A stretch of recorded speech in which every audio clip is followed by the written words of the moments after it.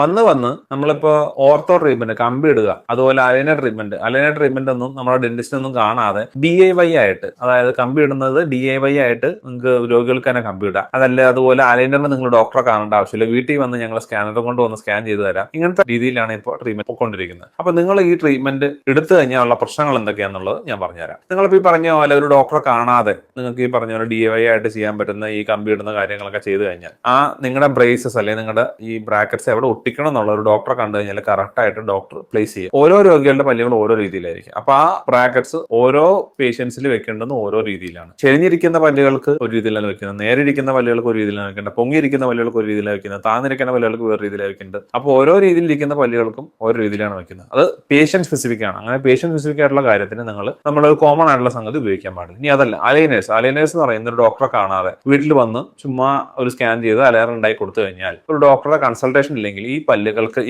അലൈനറിന് എവിടെ ഫോഴ്സ് വേണം, ആ ഫോഴ്സ് എത്ര കാലം വേണം എന്നുള്ളതൊക്കെ ഒരു ഡോക്ടർ കണ്ട് കഴിഞ്ഞതിന് ശേഷമാണ് അത് ഡിസൈഡ് ചെയ്യേണ്ടത്. അപ്പോൾ നമ്മൾ തന്നെത്താനെ ചികിത്സ ചെയ്യരുത്. നമ്മൾ ഒരു ഡോക്ടറെ കണ്ട് അല്ലെങ്കിൽ ഡെന്റിസ്റ്റിനെ കണ്ട് പ്രോപ്പർ ഒരു ഡയഗ്നോസ് ആയി ഒരു ട്രീറ്റ്മെന്റ് പ്ലാൻ ആയതിനു ശേഷം മാത്രമേ ട്രീറ്റ്മെന്റ് ചെയ്യാൻ പാടുള്ളൂ.